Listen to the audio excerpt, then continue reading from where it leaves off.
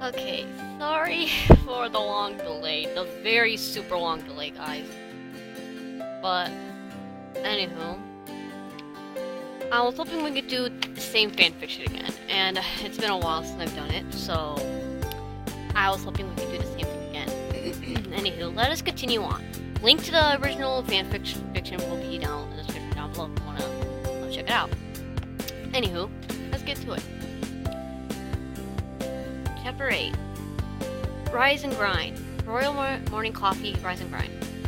Dry Roast always woke up slower on days where he did not have to go to work. Sugar Lump was covering the morning, which, after a little bit of drowsy consideration, made him wonder if Twilight Sparkle had ever visited her during solo shift before.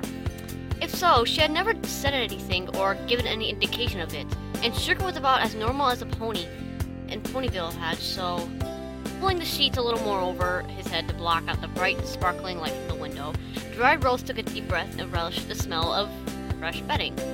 His little brother must have made a trip to a laundromat, which was a little odd because his turn on the chores sheet to do laundry was next week, but maybe he had some young chick coming over in the evenings. Rain Check was a nice kid. Since the work and sleep schedules were reversed, Dry Roast almost never saw his little brother for weeks, at a time except for notes on the icebox and the occasional time when he would drop by the shop on the way to work.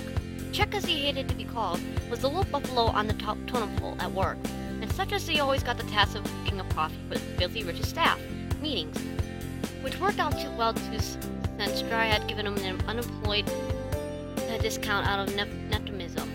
After all, his parents were still a little worried that their little Checky was all the way out in Ponyville without their benevolent guidance. Having a few extra contacts with his little brother made it easier to have details when he wrote home, other than, "I think Rain Check is still breathing because the grapes keep vanishing out of the icebox." In any case, he was a family and good to have around. The glitter of the morning sun drifting over his sheet-covered slumber spot was bothering Dry Roast, though. Normally he kept his curtains closed, and the only glitter in his room was a suncatcher hanging on the balcony window. That, and it seemed to be warmer than usual in his bed this morning, with the faint hint of jasmine in the air. A series of unconnected sensory impressions condensed into an awareness of a warm body within touching range of the bed. A bed that was not his. Admittedly, it was as large as Dry Roast's princess-sized bed, as well comfortable and spacious, but his princess-sized bed was not sitting in Princess Twilight Sparkle's bedroom. With Princess Twilight Sparkle's star swirled the bearded sheets, with the very real Princess Twilight Sparkle curled up on the other side. Dry Roast opened one eye and the rest of the way, studied the way of the light of the breaking down filtered the walls of the crystal. Dry Roast opened one eye and the rest of the way, studied the way of the light of the breaking dawn filtering through the walls of the crystal castle to cast her bed-headed, rumpled form into a dramatic morning glow. Then, he began to plan his escape. First, he slowly slithered in one of the opposite directions of twilight, much like a snake would slip across the bed, down onto the floor, and pausing for a long moment to control his breathing, despite moving as smooth as quietly as possible on the hard crystal wall. Every motion sounded much as the burst of tap danced through his sensitive ears. It took a few minutes, but Dry Roast did not even begin to relax until after he made it to the hallway unscathed, and even then he perceived a major problem. Out there now, in the light of day, without a witness, somebody will see you. You walk to Twilight Sparkle. She will want to know what you were doing in her castle. You cannot lie worth a darn. You won't have Applejack to testify your defense. You'll be arrested for trespassing, stalking, and anything else that the royal guards could think of. Celestia will conduct the trial, most likely the execution afterward. Trying to explain his nocturnal wanderings and sleepwalking would most likely fall upon deaf ears, because he had not done that since he was a little cold and went to bed. Dry beans were most certainly going to get burnt unless. Dry Roast had some experience with the difficulties involved in remodeling with getting Java Lecheza ready for the first day of business. Twilight Sparkle's kitchen must have made his expenses look like loose change.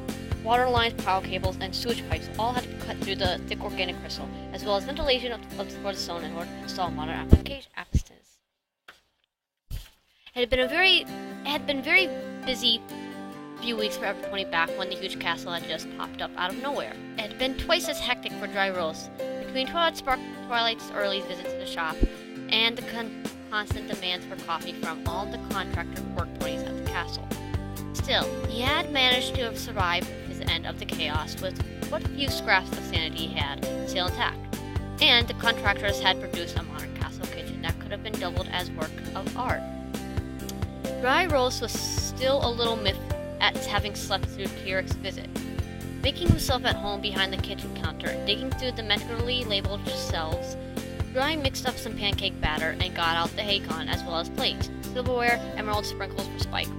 Then, of course, he nursed the battered coffee maker into operation and was pleased that it was working happily away by the time the dragon in question came into the room, still rubbing his eyes. "What's going on?" asked Spike with a yawn. "Breakfast," announced Dry. "My day off. I woke up early and since I've been causing Twilight so much trouble lately, I thought I should do something nice for her. So, breakfast." For a sleepy dragon, Spike had quite tone of skeptical disbelief. "Uh-huh. So, how many emerald sprinkles do you want on your pancake?" countered Dry Rose. Spike perked up. "Lots." It was a little different with the customer, with base one knowing about a menu. To tell the truth, it was kind of fun. Dry Rose got the feeling that Twilight Sparkle did not pamper her dragon enough, and that in fact she treated Spike a lot like her dragon, instead of the fun-loving kid that he really was. He enjoyed a few extra shakes of emerald sprinkles on his blueberry pancakes. To show Dry where the Hakon pressed was for the best crispy results frying, and exchanged a few short stories about Twilight and her friends. Spike was just getting into details about one of her more explosive exploits when they both heard the shuffle of an alicorn working her way down the hallway to the kitchen on autopilot. It triggered two immediate responses. Spike quit talking with his mouth full of pancakes. Dry Rose moved to over the coffee portfolio. Thankfully, one of the large boba cups had been missing from the Royal Guard's recycling trip, thus allowing Dry to pour, mix, and create a semi-familiar environment.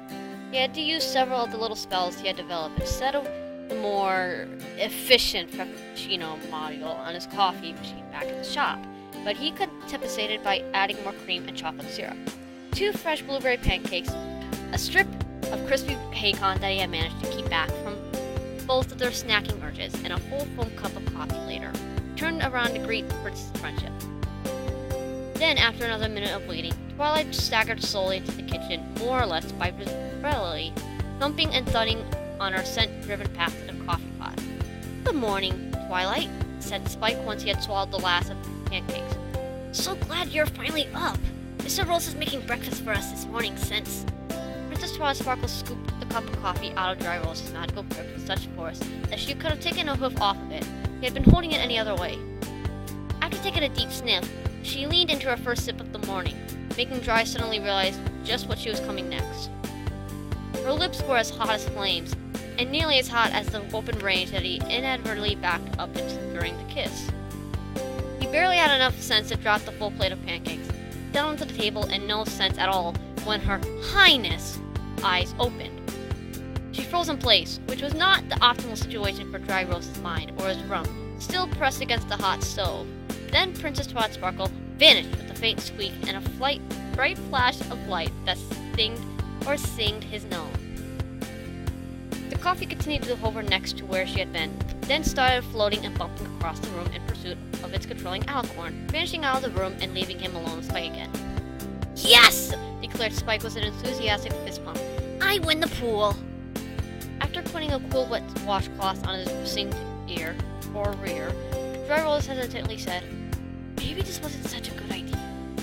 "Nah, she just slow wake her upper," said Spike in a dismissive manner, even while the echoes of the bewailing alicorn shook the walls and made the crystal chandelier in the kitchen jingle. He checked the time on the kitchen clock and scribbled a note.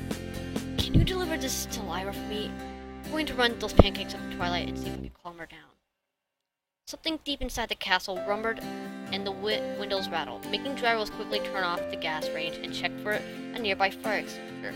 There were 3 in a small room, which only made him a little bit more nervous. He scooped the last pancake off the griddle and added it to the sacrificial offering to the aggravated alicorns, sprinkled it with a few colorful sugar sprinkles, and poured far too much maple syrup over them all, just in case when it was needed to save his life. Should I run? Another bellow in the distance was heard, only this had a few words in it. Uncultured, rude, arrogance. "Nah, just walk," said Spike, picking up the plate of pancakes and heading to the kitchen door. "You're fine." Even with that reassurance, Dry Rose sped up his running pace until he felt a little like he was running away, which he was not. really, it was just a fast walk. Although his routine home was interrupted by the local mailman who gave him his morning mail. A change of address card, and a wink.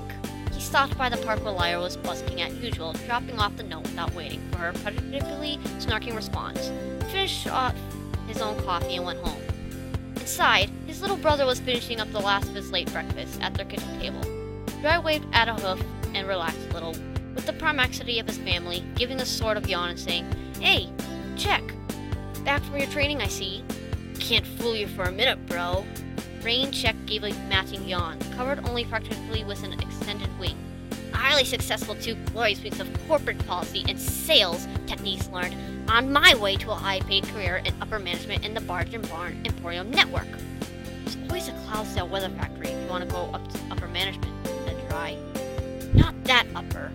Filthy Rich is a powerful boss, and I intend on working for the bargain barn chain of stores for the foreseeable future. The young Pegasus smirked and raised his glass of orange juice as a salute. "So, I hear you shooting a little high too, bro." In a rush, Dryrolls immediately jumped to his counterpoint. "You heard wrong. Princess Twilight is just a customer. There's nothing sexual going on between us. In bed. At the castle I just left. After breakfast, but not in her bed where I woke up." Rain Check looked positively baffled. "Just heard that Princess Luna dropped by your store." Pushed over a newspaper from Canterlot with a second-page article about Luna making a Ponyville visit and returning with a coffee from the store there. It was a comfort, because if there were rumors outside of Ponyville, Raincheck would not be the first to know. "Whew, you snobby Canterlot unicorns dropping by Ponyville to day trip won't be too bad." Raincheck only paused, raising one eyebrow and tapping a hoof on the table. "So, do we need any more groceries?" asked Dryrolls, going over to the cabinets and rummaging through them. "Since I took today off, I could drop by the market and pick up a few apples maybe, some pears. We're almost out of oats." "And excuses," said Raincheck. He kicked the chair across the floor and over to his big brother. "Come on, bro, spill it." Admittedly, Dryrolls is not all that interested in telling his babbly baby brother about what had been going on in his life lately. But if he did not, the entire Ponyville area would enlighten him with wild rumors of their own. It seemed to be fairly simple misconceptions to clear up, so he detailed the events of the last few days, with a few edits. Then, after little consideration, went back and told Raincheck about his experience with Spotted Sparkle the last few years, the legal opinion of their brother, Bud, in regards to his fate. "I can't believe it!" Raincheck's shaking his head. "You're about the only one in town here, then," said Dry. "No, I mean about this year going on for over a year. You told Bud. I can't believe you didn't tell me." "I didn't tell Bud until a few days ago, because he's a lurer, so he could keep his big trap shut. 5 minutes later, I would have told you. Everybody would have known, including Mom and Dad." "No, I wouldn't tell." Raincheck paused with a hoof over his chest. "Not every pony." He settled back down to the chair with a flick of his wings and thoughtful look. "Not Mom or Dad either. They freak. So, what are you going to do?" "Nothing," declared Dry. "Nothing. Absolutely nothing. Except maybe tie myself to the bed." Raincheck snorted. "I can't believe you're sleepwalking again. And get a lock for the inside of my door, I guess," said Dry. Check added, "She could just teleport you to her bedroom whenever she wants your beans." Dryrolls rolled his eyes. "Clobber my little brother if he runs around spreading rumors." "Only truth!" Raincheck held up a hoof as he was being sworn in. "You don't really think you could be arrested for royal canoodling in the first disagree, do you?" It was really worth some thought, but if so, Princess Luna would have said something. Unless she just thought it would be funny. Thought about sneaking into the jail cell with them. He settled for a long sigh and paid an audio. "I just don't understand mayors." There was a sharp knocking at the door, and both stallions turned to look. "Are you going to get that?" asked Raincheck. "I could come and try to come up with a bail if they're here to arrest you." Grumbling a little, Dryrolls trudged over the door. Hesitated at the thought of who was probably at the other side, due to the wing flaps he could hear. Then he opened it up anyway. Thankfully, it was just Rainbow Dash on the other side. But she seemed more a little than upset. "I missed it again!" shouted Rainbow right into Dryrolls' face. "Twice all stomping around her castle like some loose thundercloud. Because you went and kissed her in the kitchen and I missed it!"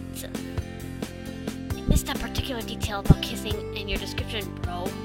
Raincheck wandered over to the door and casually arranged himself where he could listen to the conversation. Head. You snooze, you lose, said Dry with an increasing amount of uncertainty. Besides, it doesn't count. Legally. Yeah, right, muttered Rainbow Dash. Well, I know how to keep an eye on you. Dry rose with a certain skepticism that seemed to be contagious inside the boutique and among the three ponies present. Let me get this straight, Rainbow Dash. You want to take Mr. Rose with you to Spring's Flower Festival and Cantala as your date? I'm having problems believing it too, said Dry. Yeah, I'm awesome like that, said Rainbow. It's the perfect solution. That way, when he and Twilight suck face the next time, I'll be there. I've already got a dozen or two snappy comebacks lined up for it. The next time? Inquired Rarity with an innocent expression. Rainbow waved a hoof in the general direction of the distant Crystal Castle. Yeah, they were smooching it up in the castle kitchen. Spike won the pot. Rarity looked down and checked the note. Oh, bother. We're not smooching it up, Rainbow, protested Dry Rose. She woke up. Oh, and the pot is still in play with somebody else, not me. Rarity leaned forward and practically purred. It must have been considerably shocked to her system to awaken with a handsome stallion on her lips. It really wasn't a calming event for me either, said Dry, somewhat defensively. Rarity smiled and picked up her tape measure. I'll just need a few measurements for your outfit, Rainbow Dash, if you could allow us some privacy, please. The seamstress measured around a reluctant Dry Rose for a while after Rainbow Dash left, and eventually spoke up after measuring the length of this long legs. What a tall, handsome fellow you are, Mr. Rose. It's such a relief that Twilight has finally met her special sun pony. For the longest time, we girls thought she was going to wind up aging all alone in that big empty castle with a dozen cats. Opal took that moment to meow at her from a nearby cushion. Oh, not you, Opal scent. Rarity paused to look rather uncomfortably around the empty boutique while Dry Rose squirmed. Not a special sun pony. I barely know her. He lifted up a leg and allowed Rarity to check the fit of an off-the-rack suit jacket, which seemed suspiciously near his unusual size. We have nothing in common, and we barely exchange a dozen words that don't involve coffee. Give her time, Mr. Rose. Our little Twilight Sparkle can be quite surprising at times. Just wait until you get to know her.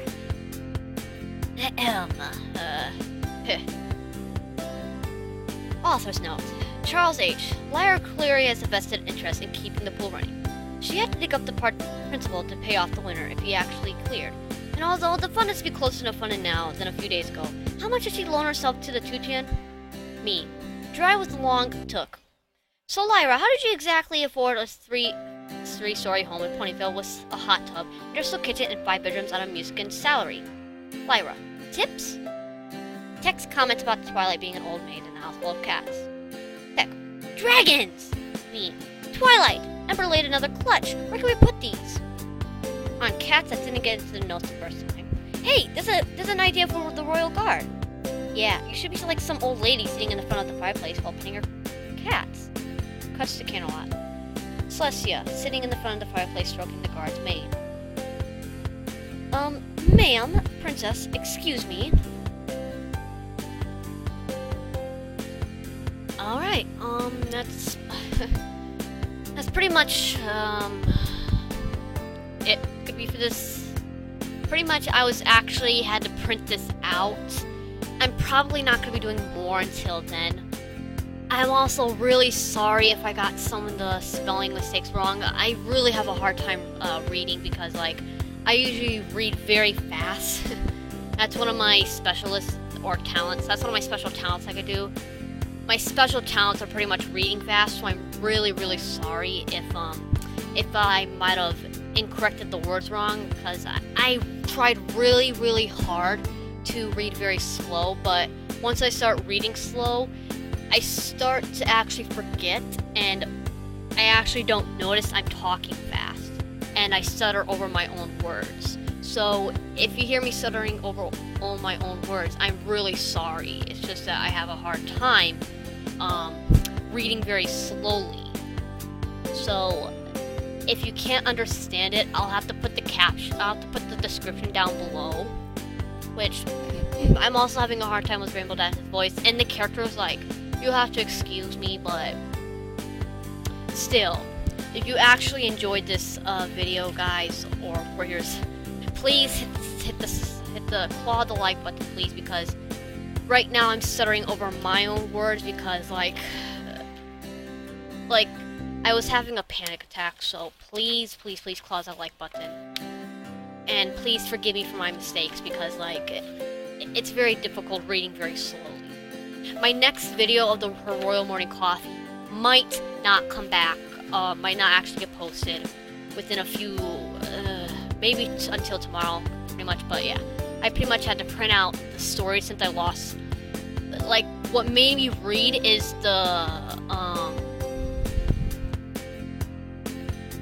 what made me read was my phone that helped me, but I had to print out the story, so I'm very sorry. So I'm very sorry, pretty much. Anywho, if you guys like this, just subscribe to join the clan today. I'm really stirring my own over my own words, as you can tell, which I'm getting ready to post my own base or my own trace base. So yeah, that's gonna be all for this video. I'll see you warriors in my next video, and ponies. That was another video of this. Who knows? I'll probably print it today or tomorrow. So see you then.